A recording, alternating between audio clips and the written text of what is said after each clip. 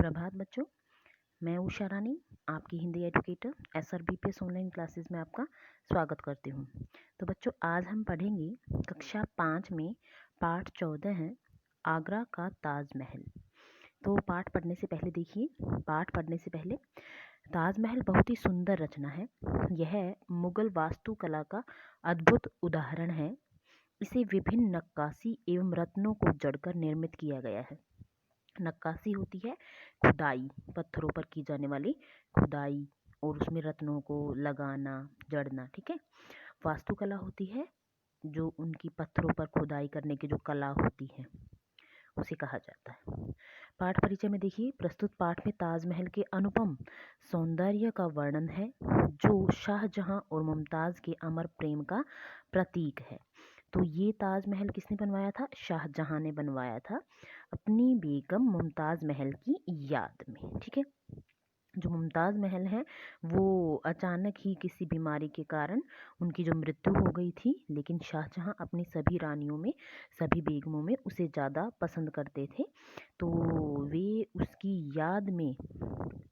उनकी याद में ही उन्होंने इस ताजमहल का निर्माण करवाया था। ठीक है। तो आइए शुरू करते हैं।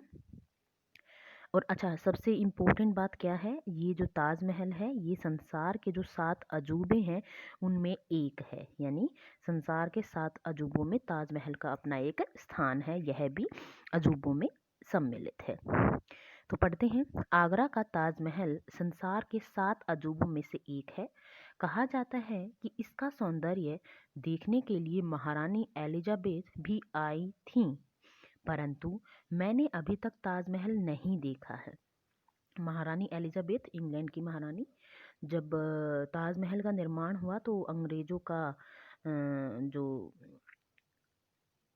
का शासन था हमारे भारत पर।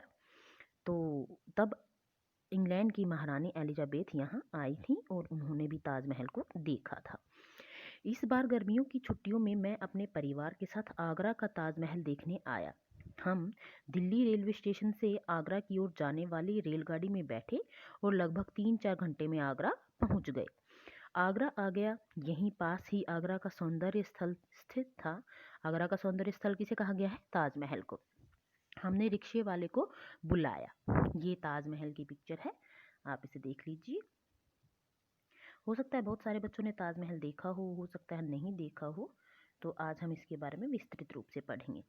रिक्शे वाले, इधर आओ भाई, हमें ताजमहल ले चलो, हम उसे देखना चाहते हैं, जो भी तुम्हारा किराया हो ले लेना।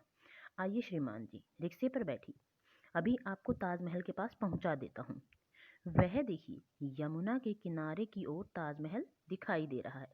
वहां पहुंचने में केवल 10-15 मिनट ही लगेंगे। वह देखो, ताजमहल इतनी दूर से भी कितना सुंदर लग रहा है। गाइड भी आ गया था। गाइड कौन होता है? हमें उस पर्टिकुलर जगह या मोनूमेंट के बारे में सारी जानकारी देने वाला।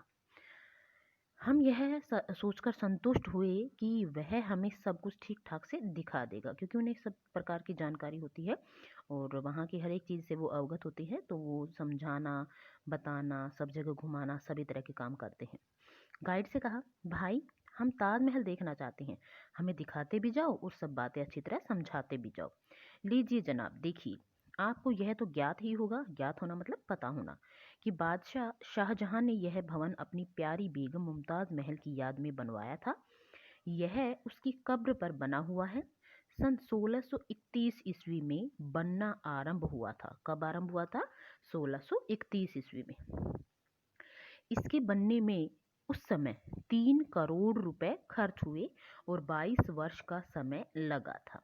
इसको बनाने के लिए रोजाना 20,000 मजदूर और कारीगर काम पर लगाए गए थे। जहां आप खड़े हैं यह लाल पत्थर का दरवाजा है। ठीक है। आइए अंदर की ओर चलें। देखिए, दोनों ओर फव्वारे और पेड़ पौधे लगे हैं। यहाँ के बगीचों में हरी हरी घास मखमल के बिछौने के समान है। चलिए अब इस संगमरमर के चबूतरे के ऊपर चढ़िए। संगमरमर क्या होता है? एक प्रकार का पत्थर, सफेद, लाल, काला, हर रंग में वह प्राप्त होता है। देखिए, चबूतरे के मध्य में कैसा सुंदर तालाब है। यहाँ संगमरमर के बेंच पड़े हैं। यहाँ कुछ देर बैठिए और तालाब के जल की ओर देखिए। आपको जल के भीतर एक दूसरा ताजमहल दिखाई देगा। कैसा सुंदर दिख रहा है यह। आइए अब ऊंचे चबूतरे पर चढ़ें। इसी चबूतरे पर आगरा का सौंदर्य ताजमहल बना हुआ है। चबूतरे के चारों कोनों पर ऊंचे ऊंचे सुंदर बुर्ज हैं। बुर्ज यानी मीनारें चारों तरफ, यानी उसके चारों तरफ उसके सौंदर्य वृद्धि के लिए चारों तरफ मीनारें खड़ी कर दी गई हैं, ऊंची ऊंची। यह देखिए संगमरमर की सीढ़ियां हैं जो हमें नीचे तहखाने में ले जा रही हैं। चलिए नीचे चले। यह देखिए तहखाने में दो कब्रें बनी हुई हैं। एक कब्र मुमताज महल की और दूसरी शाहजहां की है। ये कब्रें उनके प्रेम की अमर कहानी कह रही हैं। आइए अब ऊपर चलें। अब ताजमहल के चारों ओर परिक्रमा कीजिए। परिक्रमा करना, उसके चारों तरफ चक्कर लगाना। देखिए कितना लंबा चौड़ा बाग है।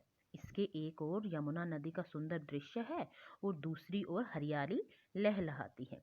चांदनी रात में ताजमहल की शोभा का तो कहना ही क्या। ऐसी रात में तो यह खूब जगमग करता है। यमुना नदी में इसकी परछाई लहरों के साथ लहराती हुई ताजमहल के कई मोहक दृश्य बनाती है। आपने देखा कितना सुंदर और मनमोहक है यह भवन। इसमें खुदाई, कढ़ाई और पच्चीकारी का कितना सुंदर काम हुआ है। पच्चीकारी भी वही जो खुदाई करके वहां पर बेल बूटे आदि बना दिए जाते हैं, डिजाइन्स बना दिए जाते हैं। रंग बिरंगे मूल्यवान पत्थर इसके सौंदर्य को बढ़ा रहे हैं। जनाब, यह वही भवन है जिसे देखकर किसी विदेशी नारी ने कहा, अपने पति से क्या कहा, यदि आप मेरी कब्र पर भी ऐसा महल खड़ा कर सके तो मैं मरने को तैयार हूँ। इस धरोहर को सहेजने में हमें पूर्ण सहयोग देना चाहिए। सरकार ने ताजमहल को सुंदर रखने के लिए उसके आसपास का पर्यावरण प्रदूषण रहित रखने का प्रयास किया है। यानी आसपास का जो पर्यावरण है उसे प्रदूषण रहित रखने का प्रयास किया है। हमें भी उसकी सुंदरता और उसके आसपास की सफाई का ध्यान रखना चाहिए। तो ये था आपका पाठ ताजमहल। तो आपको, आई होप आपको अच्छी तरह समझ आया होगा। यहाँ से देख लीजिए, ये जो खड़े हैं ना, ये सारी है क्या है, मीनारें हैं। ओके। और यहाँ से ये बाग दिखाया गया है और ये चौड़ा जो आगे सामने दिखाई दे रहा है ये चबूतरा है। ठीक है। तो आई होप आप सभी को बहुत अच्छा लगा होगा यह पाठ और आपने इससे कुछ जानकारी भी प्राप्त की होगी। तो मिलते हैं नेक्स्ट वीडियो में। Till that, okay, bye bye.